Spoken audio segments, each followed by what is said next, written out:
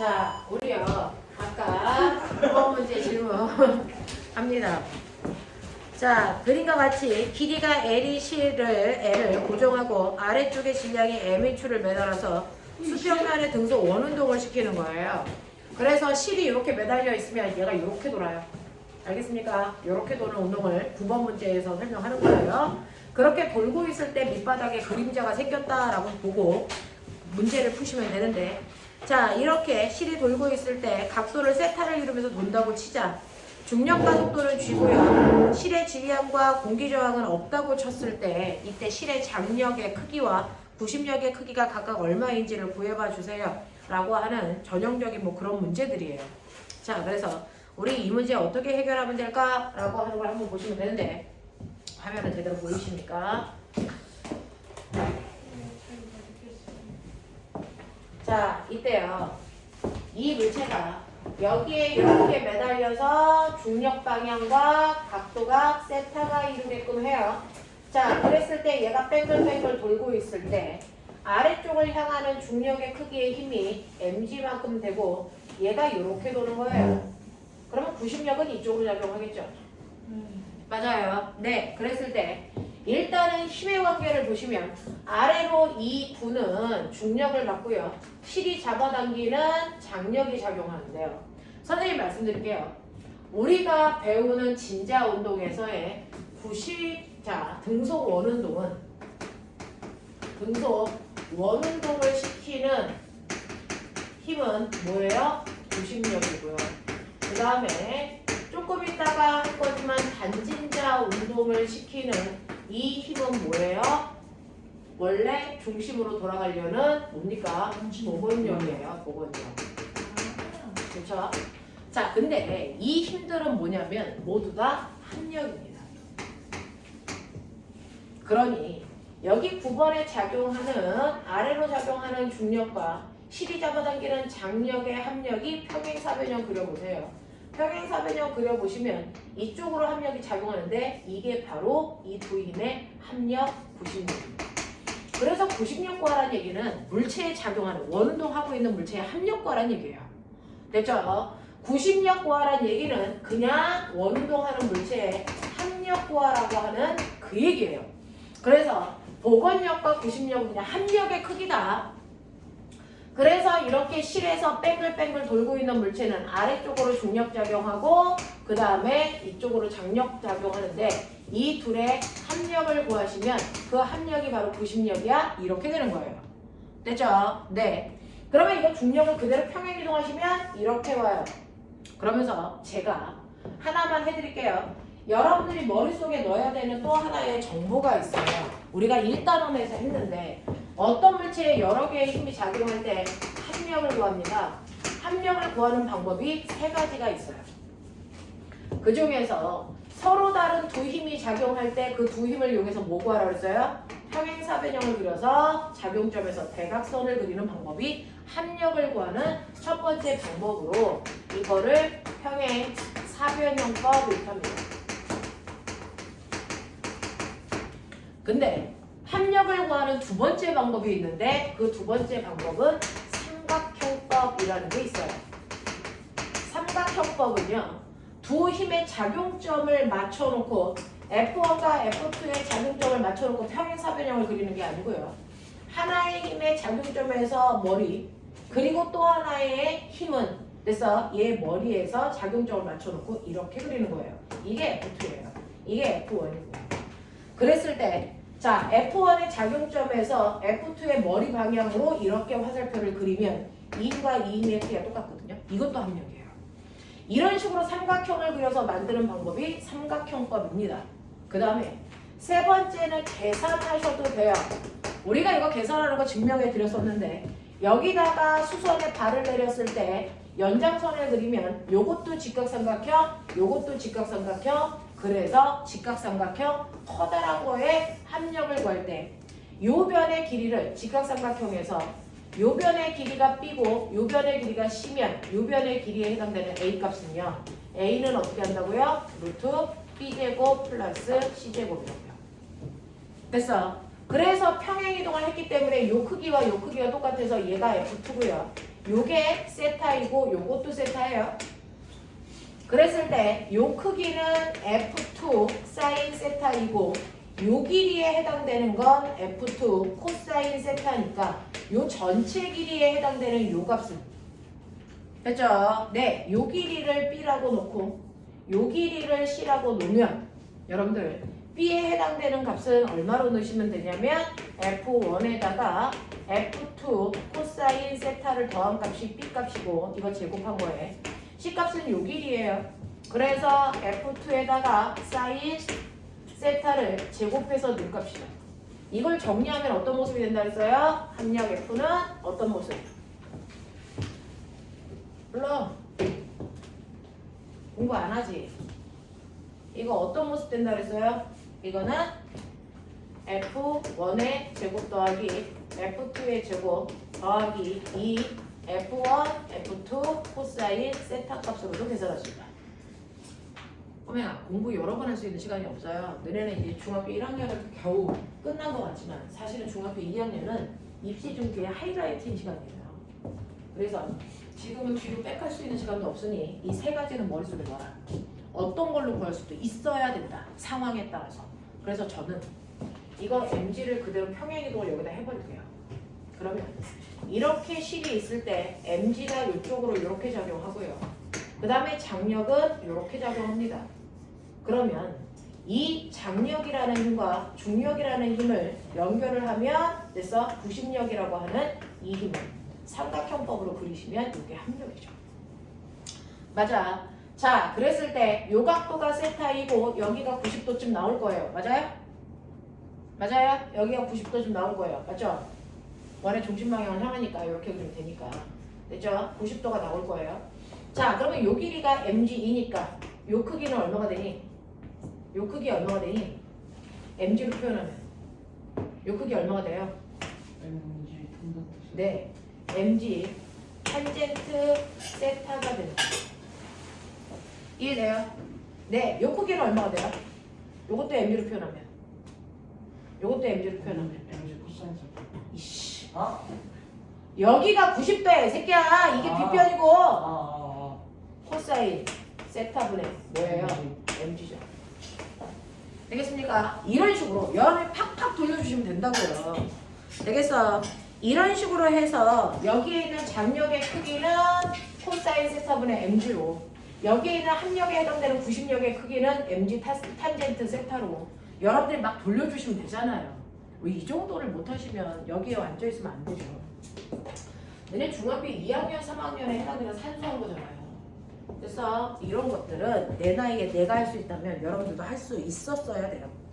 자, 이렇게 가시면 되고요. 두 번째, 각속도의 크기를 구하세요 라고 하면 각속도의 크기를 구하라는 얘기죠.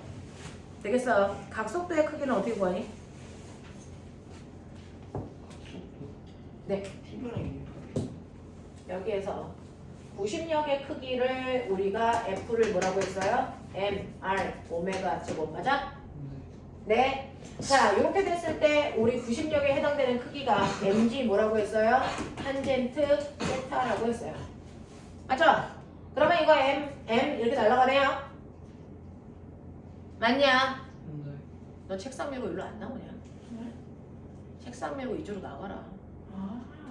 자, 이렇게 오메가의 크기는 오메가는 그죠? 여기에서 반지름이 뭐예요? 요 길이죠? 요 길이 어떻게 구하냐? 요거 알아야 되잖아요. 됐어. R은 루트 오메가는 루트 R분의 G 탄젠트 세타로 계산하시면 되는데 이때 R이 없잖아요. 불법이잖아요. 그러면 여기에 있는 이 길이가 뭐니까? L이니까 요거 반지름에 해당되는 요 값은 그래서 어떻게 하면 돼요? L 사인 세타로 바꾸시면 되잖아요. 그래서 반지름 자리에다가 여러분들이 L 사인 세타 값을 집어넣으시면 되죠. 됐어? 네, 그래놓고 너 알죠? 탄젠트 세타라고 하는 건 코사인 세타분의 사인 세타니까 이 새끼 날라간다고요. 맞아? 하겠어? 그러니까 각속도라고 하는 건 루트 모분의 L 코사인 세타분의 G라고 쓰시면 되겠죠. 납득 안 되는 사람 손. 다시 할게. 되겠어? 납득이 돼요? 됐죠? 네. 사실은 이렇게 풀어가는 과정은 여러분들 산수예요. 요거는 산수니까 해결하시면 되고, 우리는 여기에서 말하는 각속도라고 하는 오메가를 90역의 크기가 어차피 mr 오메가 제곱이니까 요거를 정리한다. 그래서 그 생각하시는 거예요. 자, 그 다음에 세 번째, 추의 원운동의 주기를 구하세요 라고 하는 주기라는 건 t죠.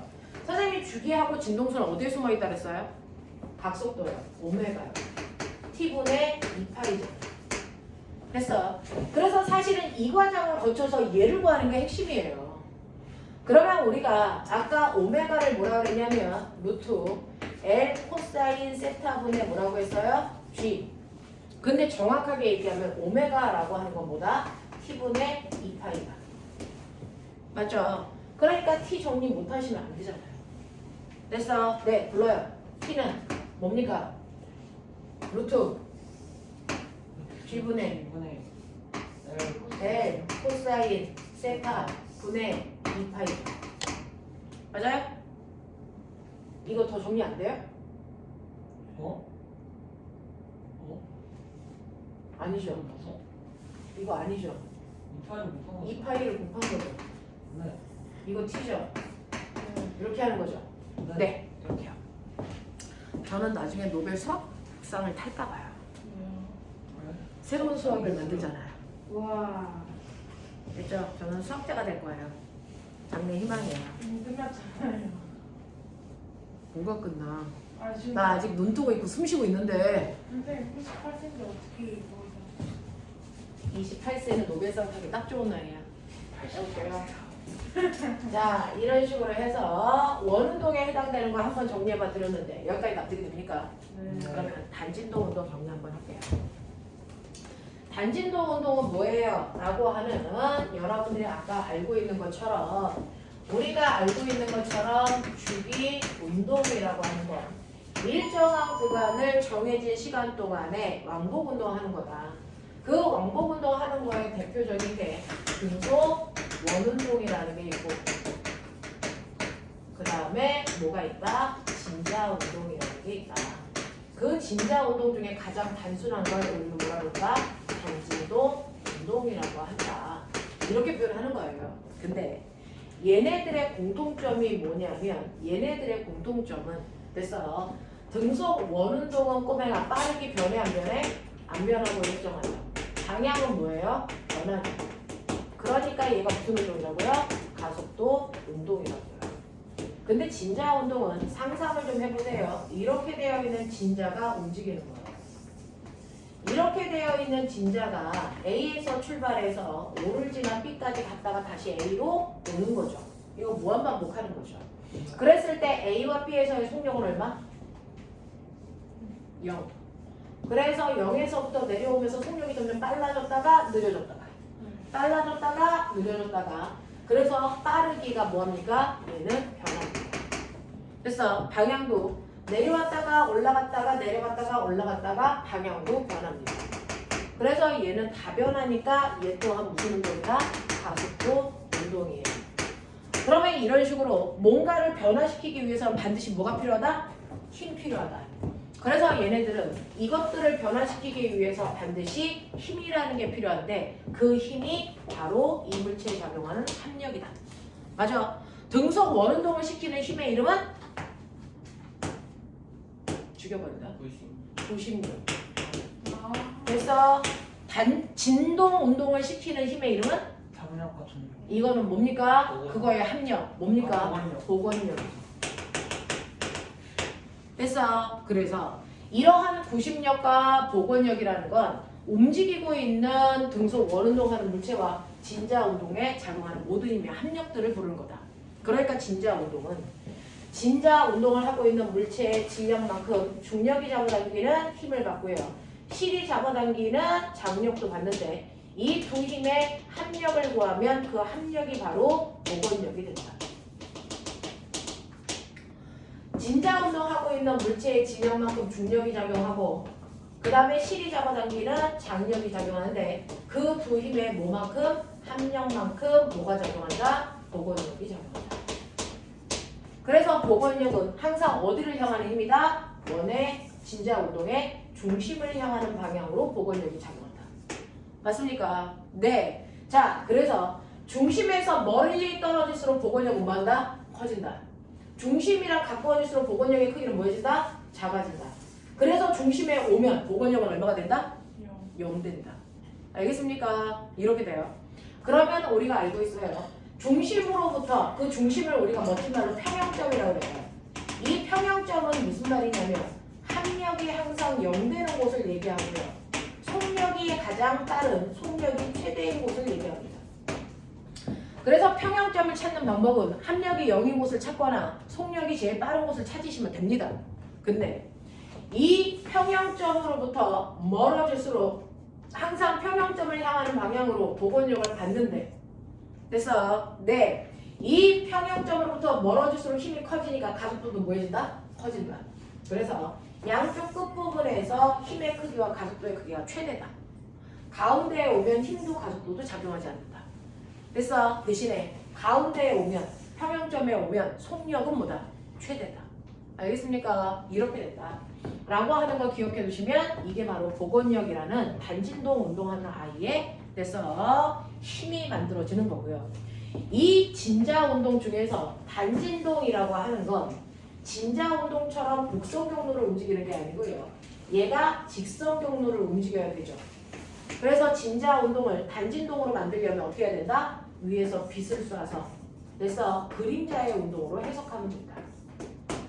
그래서 또요. 원운동하는 물체도 단진동으로 만들 수 있다. 어떻게 하면 된다? 빛을 쏴서 벽면에 비친 그림자의 운동을 보면 된다. 그래서 그림자를 이렇게 보시면 처음에 A라는 지점에 왔을 때 그림자는 여기 비쳐요. 근데 얘가 이렇게 움직이고 있는 동안 그림자는 이렇게 올라갑니다. 어디까지요? 얘가 90도 돌아 여기에 올 때까지 그림자는 쭉 올라가요. 그랬다가 180도가 되는 곳까지는 다시 내려오는 운동을 하죠.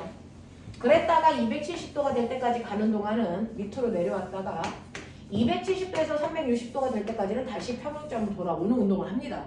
그래서 그림자는 끊임없이 일정한 구간을 직선 경로로 움직이는 이런 운동을 할 때 얘가 A라는 지점에서 B라는 지점만큼 각도가 세타만큼 움직일 때 그래서 요 반지름을 우리가 R이라고 놓으면 됐죠?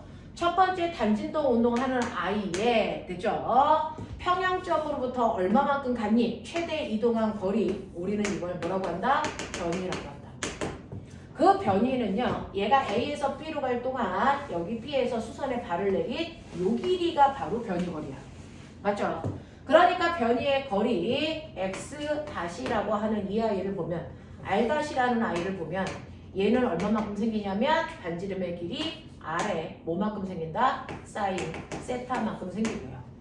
이 각도가 값이 제일 큰 최대값이 되는 곳은 그래서 각도가 얼마인 것? 90도인 곳이고 이때 변이의 최대값은 뭐랑 같다? 반지름이랑 똑같다. 알겠습니까? 네, 이걸 우리 뭐라 한다? 진폭이라고 한다. 진폭이라고 한다. 이해돼요? 이해 안 되는 사람 손. 되겠어? 현우, 이거 되겠어? 오케이. 두 번째요. 그러면 얘가 이렇게 움직이는 동안 여기에 왔을 때 얘는 이쪽 방향을 향하는 빠르기를 가져. 그랬을 때 그림자에 비친 빠르기는 이 V라는 빠르기가 아니고 이거에 수직성분에 해당되는 요 빠르기가 생긴다. 맞죠? 이게 그림자에 비친 빠르기다. 이거를 V-라고 하자. 그랬을 때 요 각도가 세타이면 꼬맹아 요 각도는 얼마가 되니? 요 각도가 얼마가 되니? 요 각도가 세타이면 요 각도는 얼마가 돼요? 세터. 이거 세타가 돼요? 확실해요? 네, 세타가 된다고 치자. 그렇다면 여기서 수선의 발을 이렇게 내리시면 여기서 수선의 발을 이렇게 내리시면 요게 90도가 되고 이게 빗변의 크기 V가 됩니다. 그림자에 비친 빠르기인 V-는 뭐가 된다? V의 코사인 세타가 된다. 맞아. 그러면 이게 최대가 되려면 코사인 값이 최대가 되려면 얼마? 0도 평형점인 거죠. 됐어. 그래서 속력이 최대인 곳은 0도 평형점이고요. 이때 빠르기가 등속 원운동하는 물체의 빠르기랑 뭐하다? 같다. 그러면 등속 원운동하는 물체의 빠르기는 어떻게 구해줘? V는 RW. 됐습니까? 이렇게 구하시면 된다고요. 그 다음에 여기에 왔을 때 가속도는 항상 가속도는 힘의 방향이니까 원의 중심 방향이에요. 이게 가속도예요.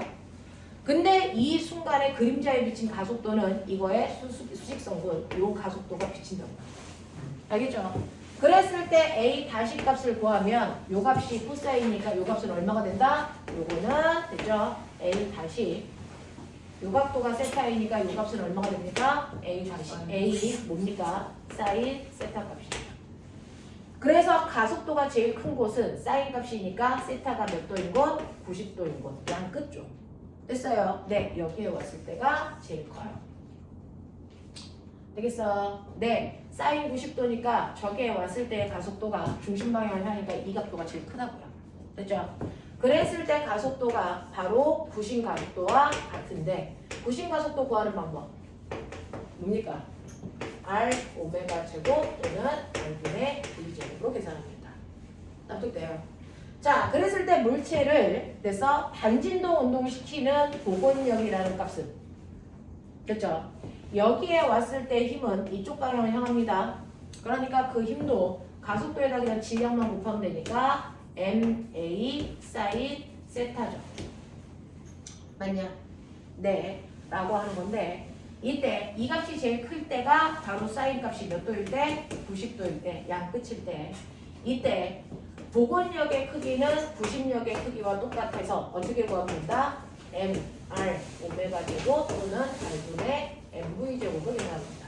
이해 안 되는 것은 없어요. 자, 그때 저 궁금한 거 있어요. 그러면 얘가 일정한 시간 동안에 왕복운동 한다 그랬죠? 복원력은 어떻게 구합니까? 복원 그 단진동 운동할 때 주기는 어떻게 구합니까? 라고 하는 주기요. 됐죠? 주기를 구하는 방법은 여러분들이 보시는 것처럼 그래서 얘는 여기에 왔을 때요. 됐죠? 요거를 예쁘게 지워볼게요. 자, 실제로 진자 운동을 하는 아이의 그림자를 비출 텐데 이 지점인 B점에 왔을 때 얘는 질량이 M이니까 이쪽 방향으로 중력이라는 게 작용을 하고 이쪽 방향으로 장력이라는 게 작용을 하는데요. 저는 중력을 그대로 평행이동 시켜보면 중력이 이쪽 방향으로 작용해요. 됐죠? 그러면 장력, 중력의 합력이 복원력이죠. 맞죠? 이 복원력의 크기가 어떻게 만들어진 거냐면 이 중력을 뭐합니까? 분해해요. 장력하고 반대 방향의 힘과 그래서 이것과 90도 되는 이 힘운동을 나누었을 때 얘가 바로 복원력이 되는 거죠. 그랬을 때 이 각도가 세타이면 얘 또한 여기가 얼마이다? 세타이다. 맞죠? 그랬을 때 이렇게 나눠서 여기 90도예요. 요게 mg예요. 그러면 요 크기의 힘은 얼마가 된다? 이건 얼마가 된다? 얘랑 똑같아서 얼마가 됩니까? mg 사인 세타가 되고 요 크기는 얼마가 된다? mg 코사인 세타가 되니까. 그래서 장력의 크기는 mg 코사인 세타고요. 합력이라고 하는 그래서 복원력의 크기는 mg 코사인 세타 아니 mg 사인 세타만큼 생기겠죠. 그래서 근데 복원력 어떻게 구한다고 했냐면 mr 오메가 제곱으로 구해요. 이게 mg 사인 세타랑 같고요. 됐죠? m하고 날라가고 그래서 오메가라고 하는 걸 제곱하면 t의 제곱에 4파이 제곱이니까 주기 t는요. t는 루트 뭡니까? g 사인 세타분의 뭐가 되는 거죠? 가만히 있어. 나 해볼 거야. 4파이 제곱 r인데 4파이 제곱은 앞으로 나가서 뭘로 나간다? 이게 2파이로 나갑니다. 그래서 자 이때 이 세타 값을 길이로 변화시켜보자. 세타라고 하는 것. 그래서 네, 요것도 세타니까 사인 세타라고 하는 건 이렇게 잘랐을 때 보시면 뭐예요? 빗변분의 높이 진폭 x가 되는 거죠. 됐죠? 네, 그래서 얘는 실의 길이 L분의 X인데 역수니까 뭐예요? X분의 뭐다? L이다. 그랬을 때 얘도 진폭, 얘도 진폭이니까 이 값은 날라간다. 맞아요. 그래서 이렇게 단진동 운동